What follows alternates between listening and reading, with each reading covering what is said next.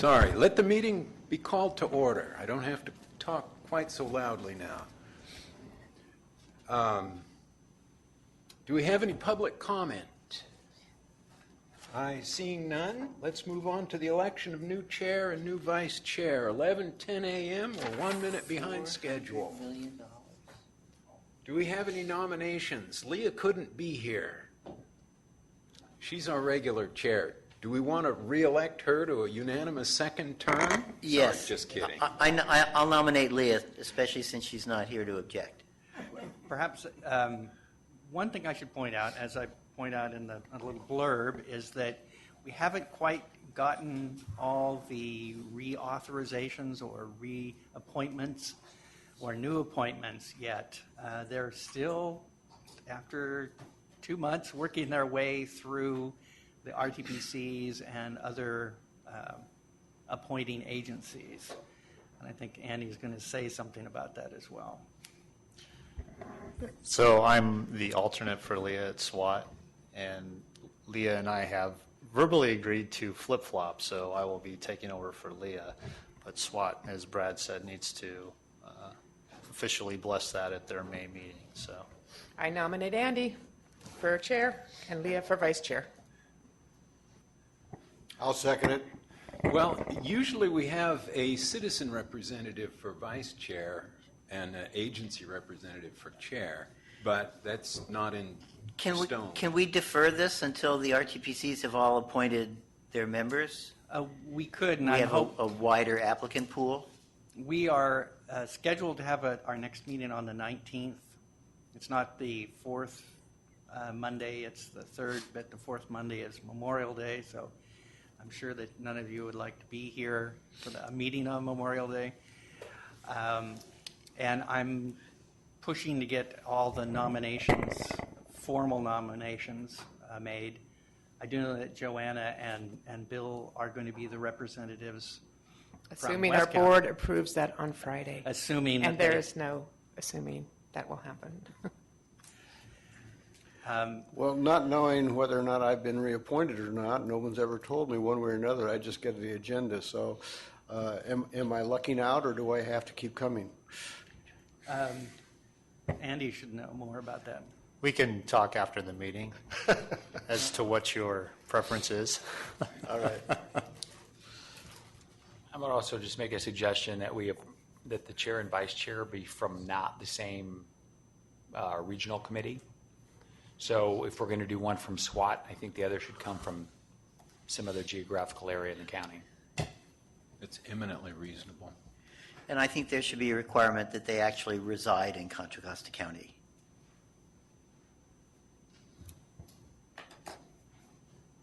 Okay, so we'll And- table. Okay, that's fine. That means I it think can't actually be that's me. part of the bylaws. The bylaws. Yeah, do we have anybody who's not a resident of Contra Costa? Oh, okay. All right. Really? Hey, thanks for being interested in our community. I'm just questioning that because why would you want them to have to be a resident? Well, because that would mean that I would be ineligible to serve in one of those leadership positions. I would oppose. Oh, we don't want to eliminate anyone from the pool. I'm just saying that, Yeah. whether it's our jobs or our recreation, I think we're bordering each other and we are fluid. Okay. That's just my thought.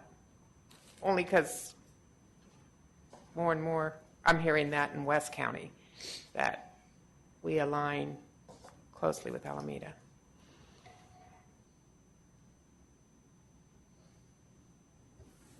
So we've discussed this, and I'm gathering that it's fairly unanimous that we want to table this until the next meeting. Yeah, so we don't need to vote on that, right? We'll just move it forward.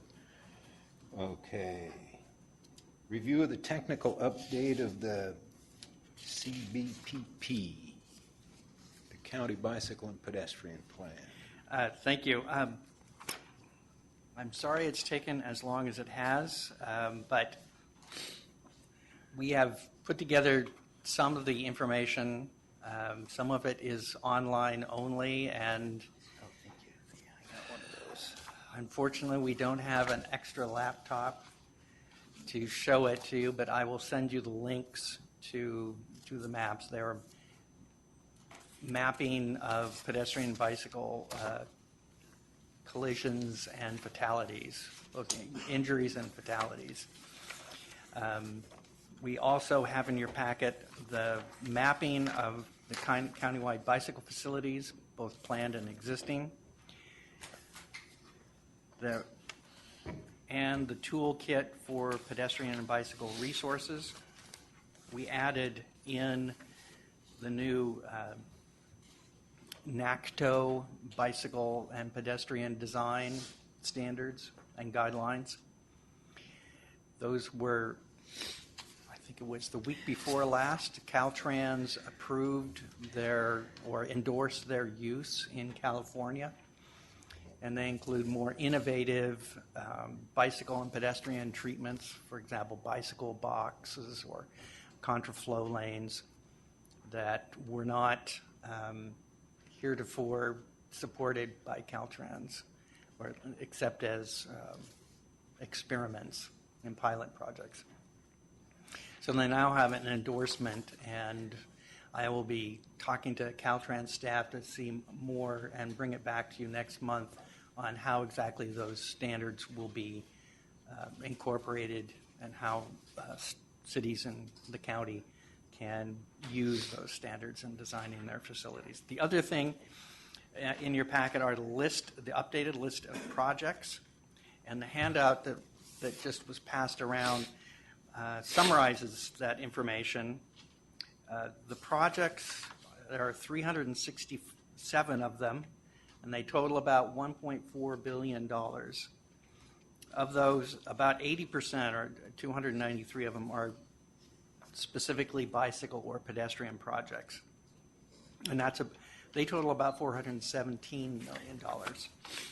The remaining 74 projects include some pretty expensive arterial and interchange improvements, but those improvements do include bicycle and or pedestrian components, so we include it in the list.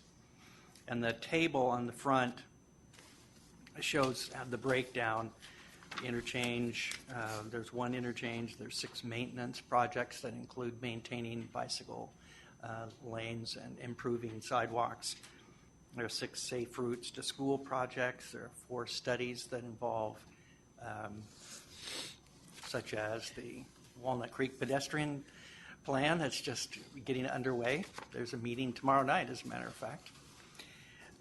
There are 5 TLC projects that in some ways could probably be considered bicycle pedestrian projects, because that's primarily the kind of improvements that they make. One of the reasons why we're including this is that the authority is in the process of updating its countywide plan. That's the next item. And we're trying to get a handle on how much the need for bicycle and pedestrian improvements in the county. The authority is considering doing a new sales tax measure. Anyway, what we're asking for is if you think these are the new mapping, the toolkit of bicycle and pedestrian resources, the list of projects, if those are complete and they can be part of the technical update to the countywide bicycle pedestrian plan. We'll also send you the link to the mapping of fatalities and injuries involving bicyclists and pedestrians, and we can take the final approval of the technical update back to you in, I guess it's 4 weeks. Question, do these review of accidents and pedestrians, fatalities, does that include some of this newer bike lane painting that they've had in some areas? Does that break it down so we can see whether or not those have had an impact or not? Well, the mapping, the data stops at 2009, Oh, unfortunately. so it's not So there no, then. but the map, you can, and I really wish someone hadn't taken the laptop home with them so I could be showing you this on the screen. The mapping are dots, and the dots relate to the number of incidents at locations. So there's a bicycle map, there's a pedestrian map, and they do show the intersection. Now, one of the problems with the information that's collected by California Highway Patrol and the state generally is that they're by intersection, and the incidents don't always occur at an intersection. But you do get a pretty good idea of, at a countywide level and even by a region level, where accidents are occurring. Are there any particular hotspots that you can mention? Well, I will say that the number of incidents correlates to the amount of use. That there are a lot of pedestrian incidents, there are no fatalities, in downtown Walnut Creek, where there are a lot of people walking. And downtown Concord also, where there are a lot of people walking. There are some fatalities down there. West County, they're primarily in Richmond, where there are more people, and San Pablo, and less so in Pinole and Hercules and Rodeo, where there are fewer people out walking. So that's not surprising. It also seems to be correlated with the speed of the vehicles. Oh, sorry. It seems to be correlated with the speed of the vehicles to a certain extent. Perhaps likely that the faster the cars are going, the less able they are to stop in time. So there are some more incidences on Ignacio Valley Road, say at Cowell, and near where Ignacio becomes Kirker at Clayton Road and Concord Boulevard. I always have to think before I say Concord Avenue or Concord Boulevard, because they're very different streets. So that, there are a number of incidents along San Pablo Avenue, along Barrett and McDonald, and there's one fatality down near Marina Bay in Richmond. They're not surprising, the distribution of incidents. So this data is only current through 2009. That's 5 years ago. How about getting something a little more current, like 3 years ago?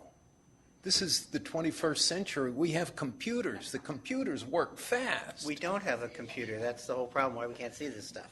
Well, part of the problem is that the data. Of the data. it takes a while to get. We did finish it last year, but it took a while to get the information translated. You would think it's a little easier to do than it is, but it's actually fairly time intensive to translate the information you get into a geographic form. So we'll take Bill next. Have you tried to correlate your map with one of routes of regional significance? I haven't yet. Might be interesting to see how those accidents correlated with routes that hopefully will be used a lot.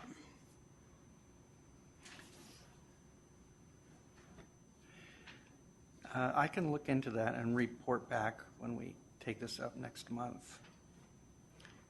I want to take whatever comments you have and incorporate it. Is the collision data, is that coming from Switters?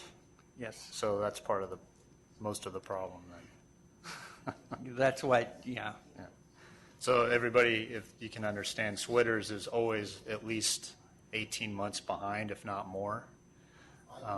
But 5 years, no. But right now, I mean, we've got data trickling in that's 3 years old, so. So could we, as a committee, recommend that the county transportation plan put a line item in their plan saying, let's get some data together? Capital C, current data. That's for the next presentation after this one, but I'm gathering from our members that we're unhappy with how old the data that we're asked to deal with is. Well, I have a question for the committee, and that's especially, well, for both the citizen and the staff members, is do you think that this information would be useful to you collected on a countywide level with exact locations? I think it's vital because we're looking at projects that come before us, and we make decisions, and if we have this information where a project might mitigate some of the accidents that are in a particular area, it's vital that we have current information rather than, well, that's kind of a nice area and we go out and look at it, but we don't have any data. One of the primary objectives of this organization is to not only make an enjoyable experience for bikers and hikers and walkers, but also a safe one. And I just got back from Hawaii, and I was surprised to see so many people walking every which way, except nobody was jaywalking. It's a $150 fine if you jaywalk, so nobody does. Even if no cars are coming, they sit there and wait for the lights to change. And I'm just curious also whether or not different jurisdictions have different attitudes about enforcement of some of our traffic laws, jaywalking, things like that, whether that has a direct or an indirect impact on our safety. Because we have a lot of 17 jurisdictions here in the county. 20. 20? 20, yes. Okay, 20. Yeah, 19 cities and the county, making 20 jurisdictions. Where it might be more useful to have more current data would be in the preparation of grant applications. I think in terms of informing our planning process, given that, as Brad mentioned, there weren't a lot of surprises in the 5-year-old data that we saw in terms of there's accidents where there's lots of people and cars are going too fast. But as far as being useful in preparing competitive grant applications where they like you to cite actual data, you might increase your ability to secure grant funding for projects if you had more recent data as opposed to sort of fabricating stuff, which is another strategy that's been successful. So could I slightly summarize and make another request for the county transportation plan, which is the presentation after this one, and that is, let's build a line item into that plan saying build projects as a function of where the dead people are ending up.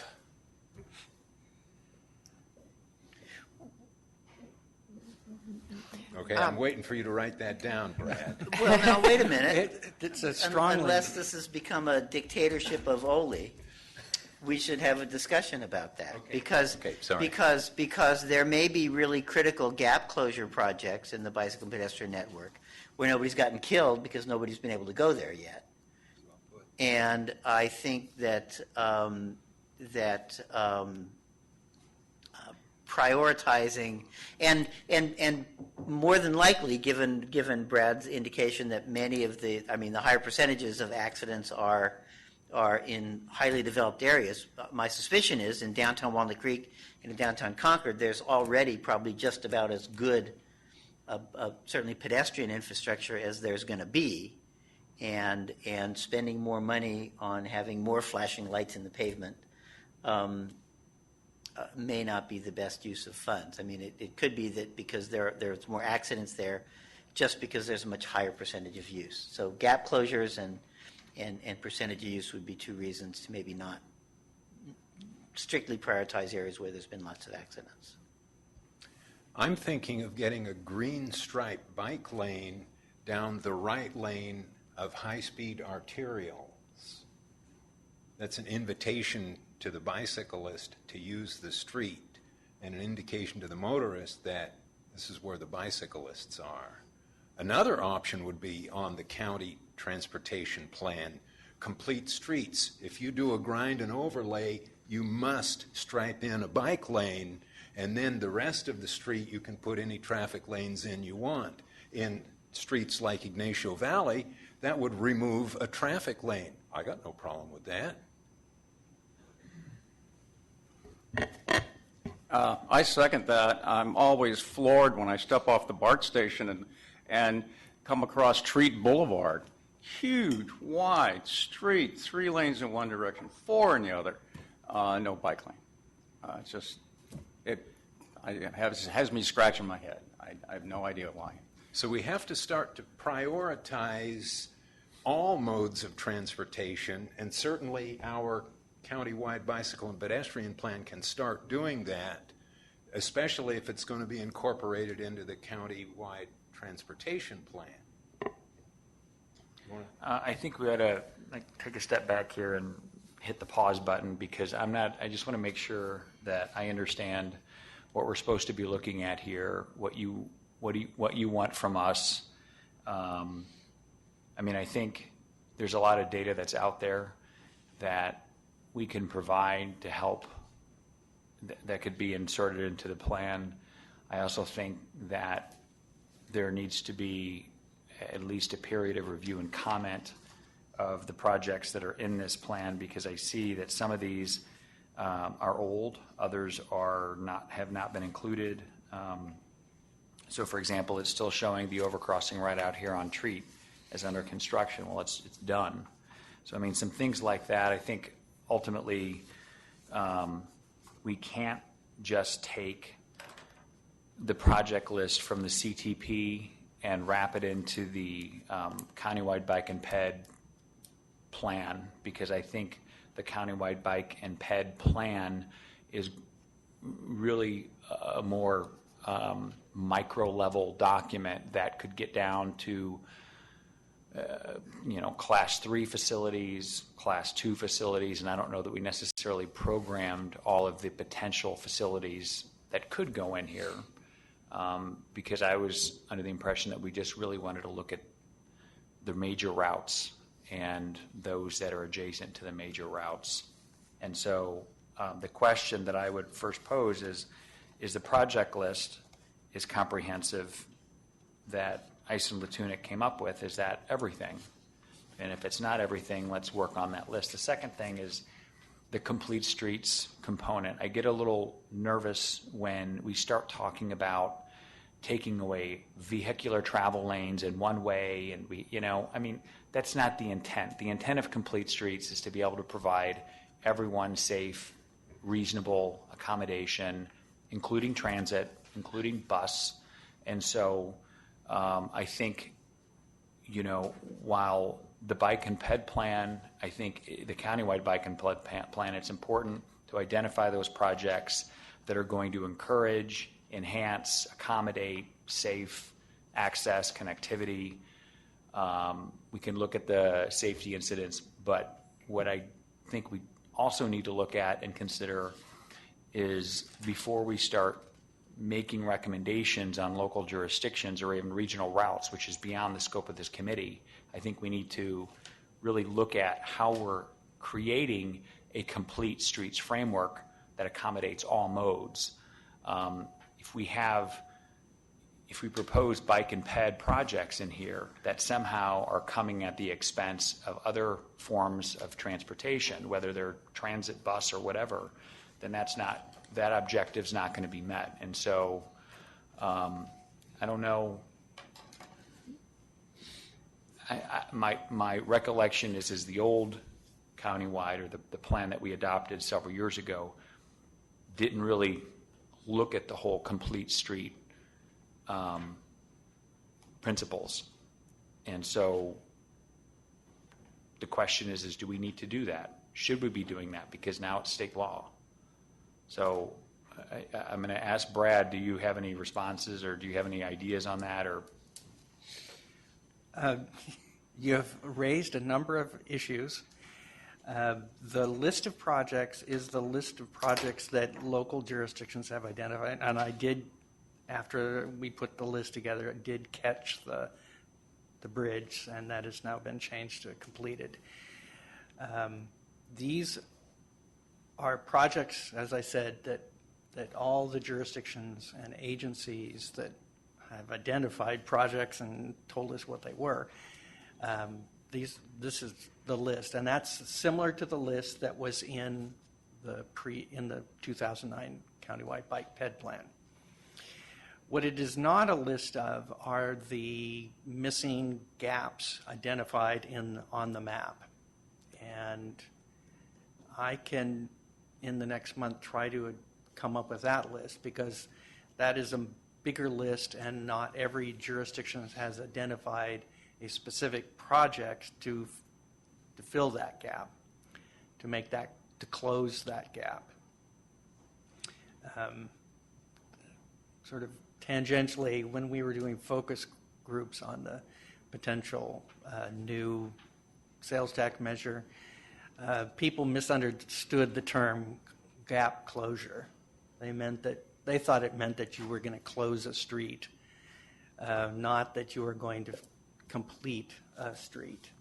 So one thing that we could try to do in response to your comments is to identify the list of all the missing bicycle links that are shown on this map. The map shows existing and proposed, Class 1 is existing and proposed, Class 2 and Class 3. And I think that we should be able to make a list of all those missing links and have that as part of the technical update. The bigger question about should every road have every kind of facility, there are practicalities that every jurisdiction has to deal with. Demand for vehicle travel, bicycle travel, pedestrian travel, transit travel. They all can make and do make demands on streets. Not every street needs to have a bike lane sometimes, and not every street needs to have sidewalks, even though they are beneficial on most streets except for the most slow access local streets, which I should say are actually the biggest mileage of all of streets. But for example, my street doesn't need to have sidewalks. It would be better if they had them, but they don't need them. It's very low volume, very slow, narrow roadway. But the authority can't require jurisdictions to go in and put in every kind of facility. For one thing, we don't have the power, and the jurisdictions don't always have the money to make those improvements. And if they had the money, they don't always have the right of way to put additional facilities in. I'm not sure exactly how the authority, since we're in this role of being a coordinator and a funder more than an agency that constructs facilities on streets, unless we're asked to, we're kind of in this funny position that, say, Walnut Creek isn't it, or Danville, because you have control over your rights of way. doesn't exactly answer your question completely, but Well, I had a follow-up. Go ahead. It would be nice also as part of the toolkit for Ice and Latunic to include some component about TDM creation. I think especially in light, here again, the new state law that requires employers with over 50 employees. I think our policies in the Countywide Bike and Pet Advisory Committee should also reflect encouraging or assisting or helping local jurisdictions develop a TDM program, because I think, reducing demand is, the way we're going to be able to accommodate all modes, part of it is to reduce and alter transit travel behavior, and TDM programs, I think, go go pretty far in at least assisting that. I'm not going to use BART unless I'm aware, or unless, it may be suitable, or if it's not convenient for me, I'm not going to use it. Same thing with buses. So I think having whether it's employer assisted, whether it's city adopting, I know the county has a TDM program. I know even Contra Costa Center here has a TDM program. So I think doing that helps to encourage bike pedestrian travel. I think that would be good. I can check with them about adding that in. Okay. Question I have, since I represent the public at large in a lot of areas, and I'm talking with different groups and individuals, it'd be very helpful if it's something I'd asked for a long time ago, and it slipped through the cracks on this one, is if you could have a glossary of acronyms. There's many of them that are scattered throughout this whole document, and I was looking through here, and maybe I missed it, but if it is, you could point that out. But when I'm talking with different groups, it helps me, because I'm not involved in the city, county, governmental end of it to be familiar with all these acronyms that are used for so many different jurisdictions. So if you have it, point out. Otherwise, it would be very helpful, I think, not only to myself but others to, we could go back and say what these things mean. That is something that we could, there is a list of acronyms in the 2009 plan. That's 5 years old. Most of the acronyms are still relevant, but you're right that there are some And others. I don't think I've got that. Yeah, we can update that as well. I would appreciate it. Thank you.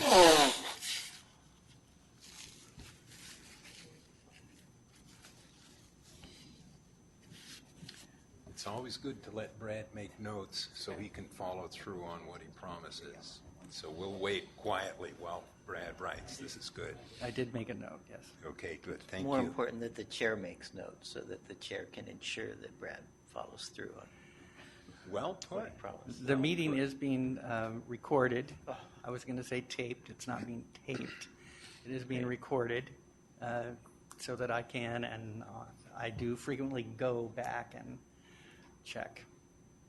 Make sure I All right. got everything. Thank you.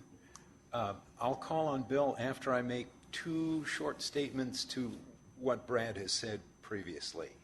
That the CCTA is only a funder. That's the total power. The CCTA can dictate whatever it wants, and if it doesn't pay for whatever the other jurisdiction wants to build, then the other jurisdiction, high probability, isn't going to build it, or is going to come around to thinking that what CCTA wants is correct, particularly around the complete streets. If CCTA says you got to have complete streets or we're not funding, don't worry, we'll get complete streets. The second point is, you said not every street needs a sidewalk, not every street needs a bike lane. I do not disagree with that, but I have to say, not every street needs 6 traffic lanes either. The definition here is need. We've been ignoring the needs of bicyclists for the last 70 years. Maybe we should start to move bicycle needs a little higher on the agenda. All right. Now, Bill wanted to say something. Yeah, that's similar to the point I was going to make. Reacting to, I'm sorry, I don't know the gentleman's name.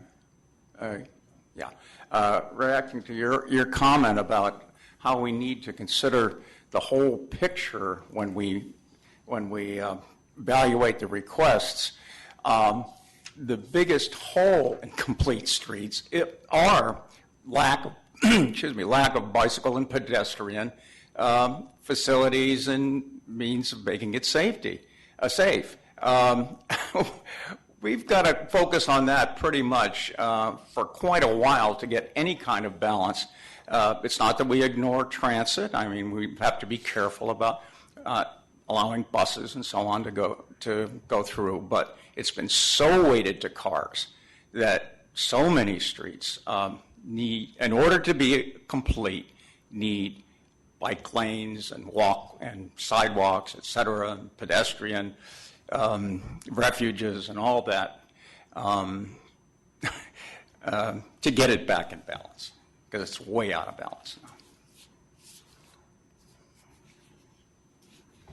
I have a question and a comment regarding the project list, Brad. Is that coming from the CTPL? It is. Okay, so, because I was a little surprised, because some of these projects that I'm familiar with are, as it was mentioned earlier, a little out of date, so as far as the status.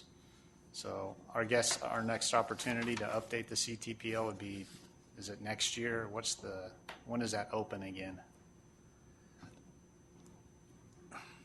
Well, we did ask, as part of the CMP and the update, the beginnings of updating the countywide transportation plan, to have sponsors look through the list and make sure they had all their projects in it. And we went through and added projects that were applied, had been applying for funding. If you know of things that are wrong with the especially with the status and the funding, let us know. You can let us know just by calling us on Matt or I on the phone, and we can make those changes. I'll check with him. He's now the keeper of the database, and there's an online entry form, as you know. And I'll see about making changes. Okay, thank you. And then also, you mentioned about possible gap closure projects that aren't included in here. So there may be other gap closure projects already in the CTPL that just didn't make it into this list? No. Everything that's a bike ped project or has everything that has a bike pedestrian component in it has been included. There are missing links that no jurisdiction has identified a project for, and we can make a list of that. There'll be overlap. Let's say, the map's a little small when I print it out in 8.5 by 11, but there are designated bicycle facilities, say, on Clayton Road, but there aren't really any bicycle projects on Clayton Road. So we would, except down near the freeway. So that is a missing bicycle facility link that we could list in a list of those missing links.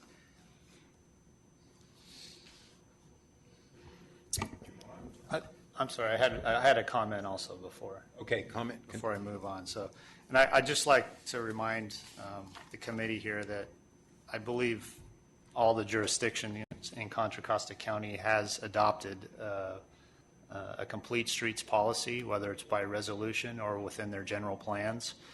And to be eligible for most of the state or federal funding, you have to go through the complete streets checklist. So that is something that's been put forth. So I think the efforts have been made there.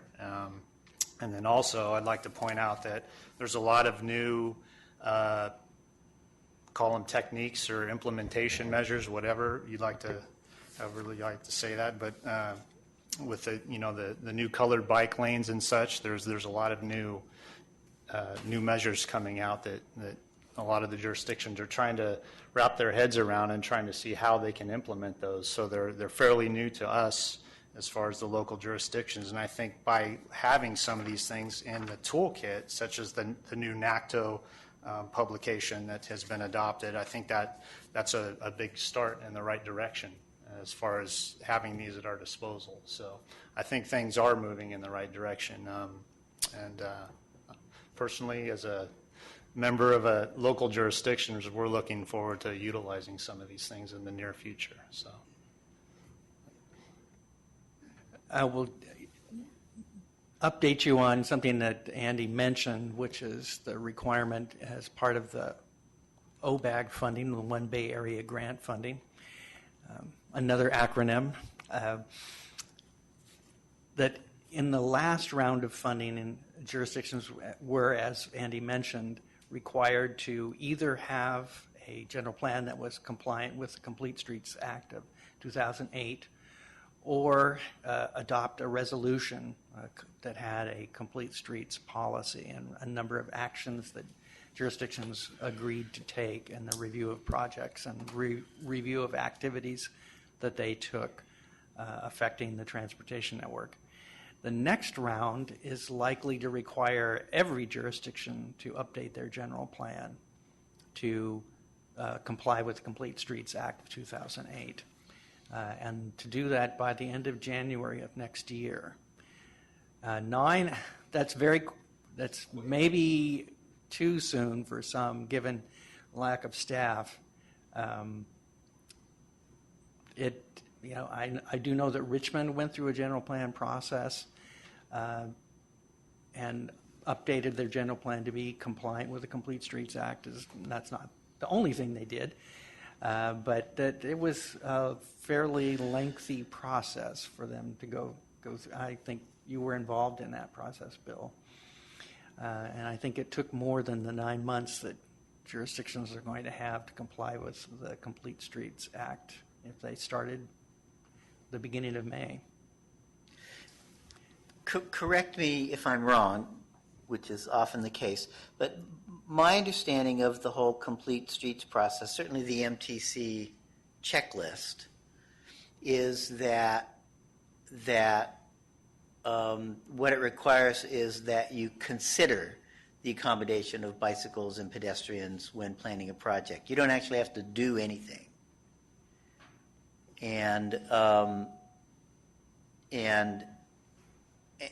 think that may give some members of the community kind of a false impression that it means that jurisdictions actually need to accommodate bicycles and pedestrians, whereas really what the policies say is that you need to consider the accommodations of bicycles and pedestrians, and you can move forward with your project if you consider and determine that it is not feasible to actually do anything to accommodate bicycles and pedestrians. For the Complete Streets checklist that MTC requires before you receive federal money, that is true. That the checklist asks what the bicycle pedestrian issues are in the facility, if there are plans the jurisdiction has or other agencies have to have bicycle or pedestrian facilities included, whether you're going to or not going to include those facilities and why you didn't include them, including that the cost would be more than you could afford as part of the project. And it's project-based. It's a review for a particular project. The state requirement for general plans applies to the general plan for a jurisdiction, and each jurisdiction has considerable leeway in the kinds of policies that they adopt on which streets have what kinds of bicycle, pedestrian, transit, and vehicle facilities on them, and what kinds of treatments are appropriate in what locations. Sometimes jurisdictions that do want to add facilities find that they don't have the right of way or that there's some opposition to those facilities. I do know that one jurisdiction in West County didn't include bicycle lane because they didn't want to take out parking for a business district, and the owners didn't want them to do that. But you are right that there are some streets that are probably have more capacity in them than they need. And there are jurisdictions who are doing road diets to reduce the number of lanes and add bicycle facilities. That is something that is occurring.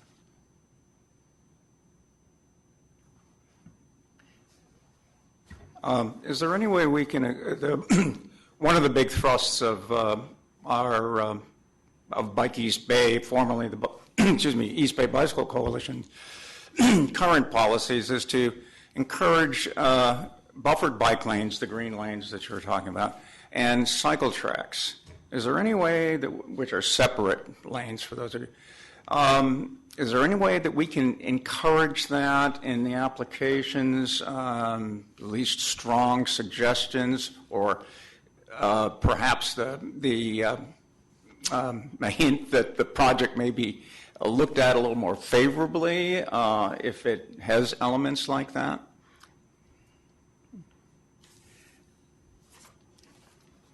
There are a lot of parts to the answer to that question. I'll start with the first thing that an agency like this one can do, and that is to get the information out to jurisdictions about those kinds of facilities. And it is something I raised with our technical coordinating committee at their meeting last week, whether staff would be interested in learning more about the NACTO design guidelines, and there seemed to be some interest in that, so we'll be looking into trying to get that information out to designers of facilities so they can see that they might have more options than they thought they had before in addressing and providing more and safer bicycle and pedestrian facilities. The second part of the answer is when we do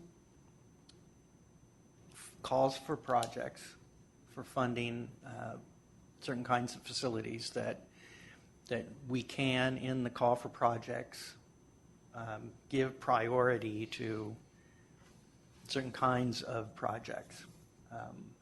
Right now, the criteria that are in the Countywide Bike Ped plan that we've been using for the pedestrian, bicycle, and trail facilities program is somewhat general, but you could make a suggestion to the authority that certain kinds of improvements be prioritized above others, or that certain kinds of facilities or treatments get extra points in the scoring. That's one way, since we do control funding, that we can choose which kinds of projects to fund. That is obviously a bicycle, pedestrian, trail facilities program from the name, so that is one thing that we can do. May I request that we do just what you said, and one of the negative point items would be building a bridge over a street that we could cross with the bike path with traffic signals. These bridges, such as the one across the street, are very expensive, and there's no serious need for it. I'm thinking about down the Iron Horse Trail, there are several bridges, like one to go over Crow Canyon Road, one to go over, there's another one that Bollinger. Lots of millions of dollars to just walk across a street with a traffic signal. Whereas if it comes to crossing a freeway, we have to go to where the built crossing is. And if that built crossing is old, there is sometimes no sidewalk, or a sidewalk only on one side. Building a bridge over the freeway halfway between crossings that are not pedestrian and bicycle friendly anyway would get high points, it would seem to me. I'm open to discussion on that. Well, I just wanted to say that I think most of us have had experience that it's better to be proactive in what we're looking for and what we want and what we're requesting from our applicants for these bids as opposed to being reactive and saying, we don't like that, we'd rather see you do something else. So whatever we can do to get the word out to these organizations of what we feel as a group here is what we're really looking for and what we look more favorably on, however we do it, I think is to everybody's best interest, including those who are making the applications, or particularly for them. Well, there has to be a consensus on the committee first to make whatever criteria you want to apply when you're judging projects. I do know there's considerable support for the projects that you mentioned in those jurisdictions.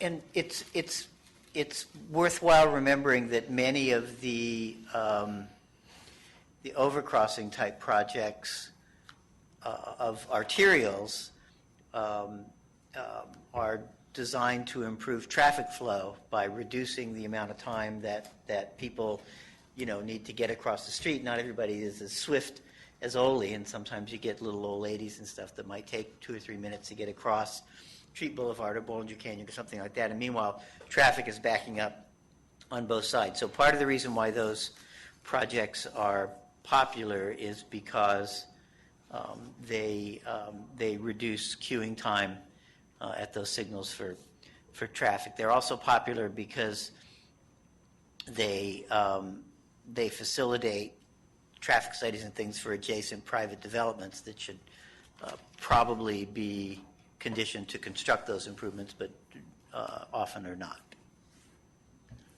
If I may reply, that's transportation demand management right there. Slowing down the traffic, making long queues tends to encourage the motorists to not drive on that street or to not use a car at all. And I have to agree with you completely. Let's make the developer pay. I don't want to see taxpayer dollars go to a bridge over an arterial that I would rather see those dollars go to on-street bike lanes, personally. I was just going to say that I'm okay with adding, I'm not going to suppose that one project is not as good as another, or that, I mean, it takes a lot of public will to be able to do an overcrossing. Obviously, there's other things. I mean, besides the safety component, there's people look at roadways like that as being a barrier, a soft barrier, and so I think the goal should be to reduce conflict in general. Whether it's we bring people over, we bring people under, anywhere where there's a potential for conflict, where there's accidents happening.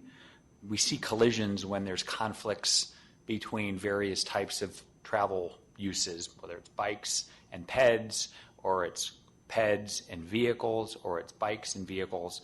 The more that people start using these other modes, the more potential there is for conflict. And so I think part of the idea behind the cycle track is to separate and create a buffer and create a safe passageway for a cyclist. And in some cases, those bridges accommodate more than just the bicyclists. They accommodate the pedestrians that also don't feel comfortable crossing 8 to 10 lanes of roadway. And so I would just, rather than start supposing how the taxpayer dollars are being used, I would support putting criteria or evaluating certain applications if they use creative means, or they're using the monies wisely or something, whether it's looking at the NACTO guidelines or whatever, but creating projects that think more outside the box, that really do consider pedestrian and bicyclist safety. I think those should be ones that could be considered potentially as a higher point value. And whether it's an overcrossing, undercrossing, whether it's on street, I certainly would hate to see an overcrossing for something that doesn't warrant, absolutely. But in some cases, I think there's a lot of, besides the political will, there's a very good reason if there's pedestrian collisions or whatnot that would warrant getting people from A to B. I mean, we're looking at a very similar thing in Walnut Creek on Ignacio Valley Road, bringing people to the BART station because it's an impediment right now. There's a lot of cars and and we've had several incidents between pedestrians and vehicles recently. And, one could argue that one incident, one collision is too many. And so however we can do it so we can reduce those kind of incidents, I think we should explore. And so I would be in favor, like I said, of having something that looks at creativity of the applicant or of the grant applicant to respond to the needs of the community. Could I say something here? We're all getting into something far beyond the technical Yeah, that was my update. comment.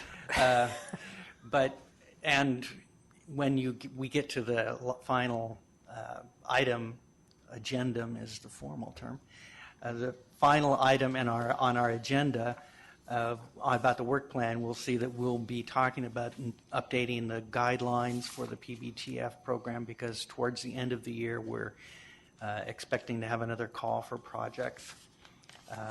So we need to look at those guidelines again, and a lot of the things that Jeremy and Oli and others have mentioned will relate directly to what those guidelines are going to be.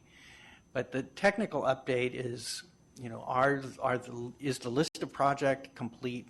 I'm getting the sense that you would like us to look at the missing links and make a list of those missing links, as well as the specific projects that agencies have recommended, to look at, and we will look at ways of making or getting the SWITRS data updated,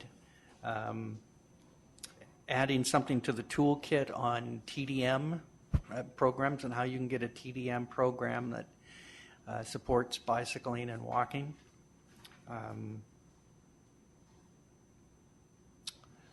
I think in terms of the update, those are your suggestions.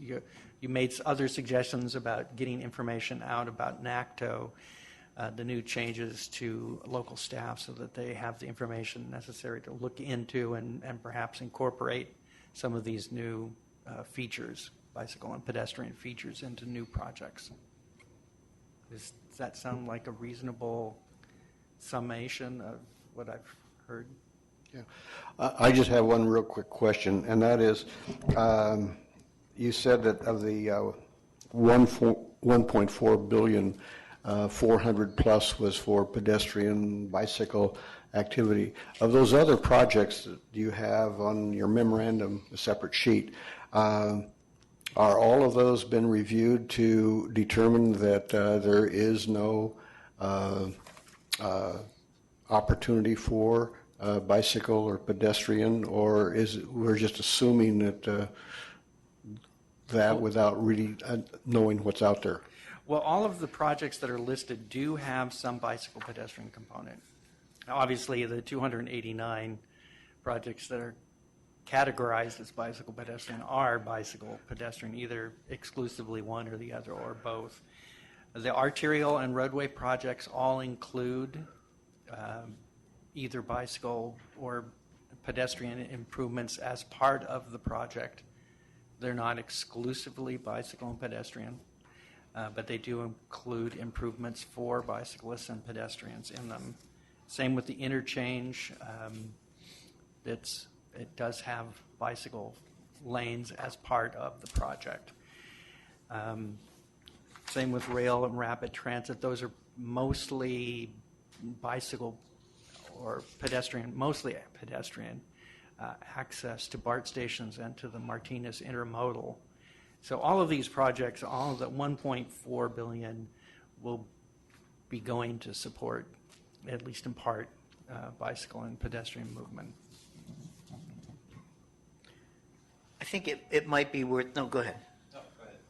It might be worth noting that the project 282A is almost a third of the entire, it says it's BART station access improvements. It's listed at $400 million. That's like a third of the whole 1.4 billion project list there. Yeah, I have to check into that because there are actually two BART projects and they might be overlapping. So there may be some double counting going on. So I'll have Okay.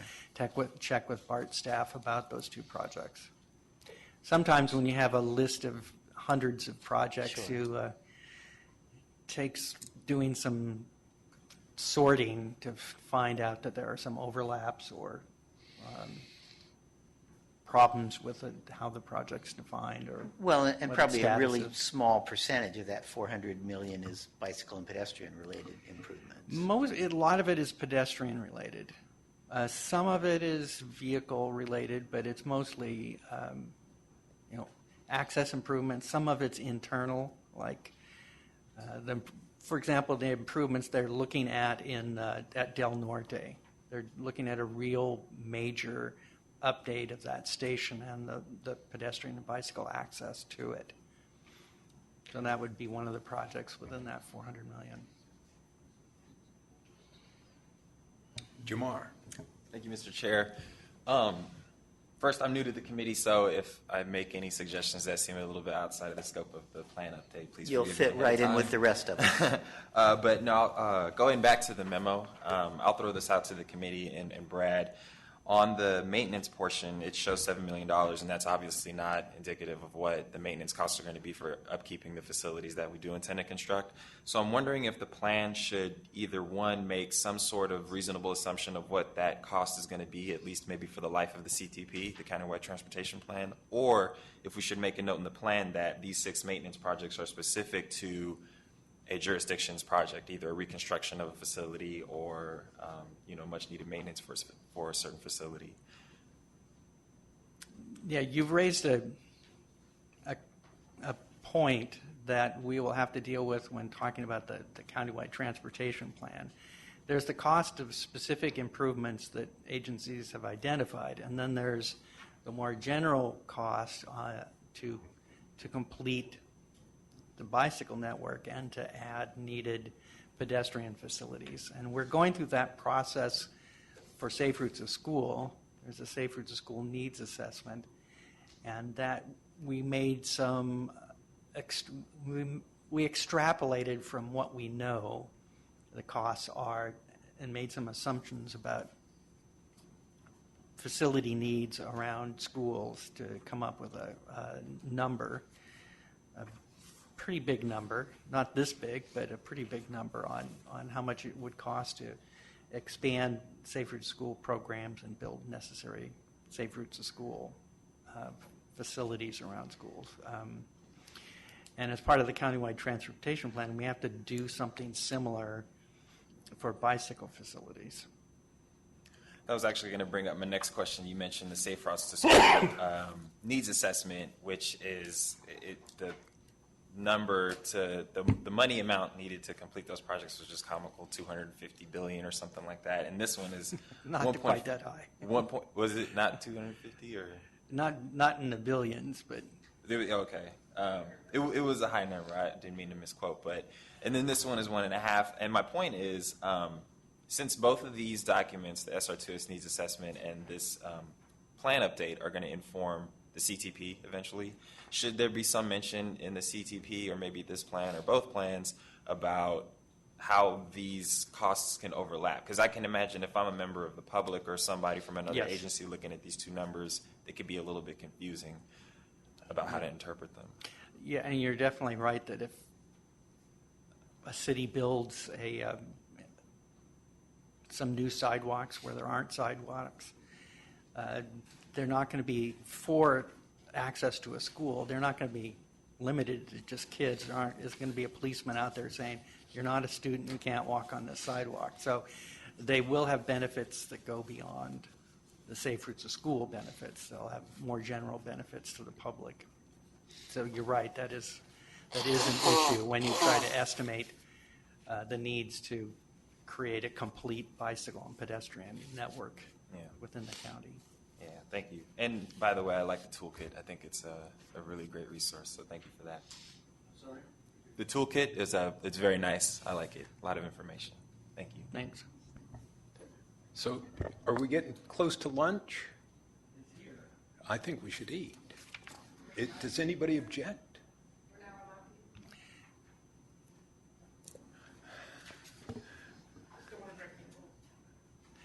Okay, Uh-oh. so I will use the summation that I made and then come back to you next month with more details, information, including the updated list of acronyms, and I'll try to get more, at least a way to get more updated incident data, and a policy on keeping it up to date. And we should provide whatever updates we have on this project list to you, Yes, stuff that's done, stuff that's under construction. yes, Okay. that would be great. Okay.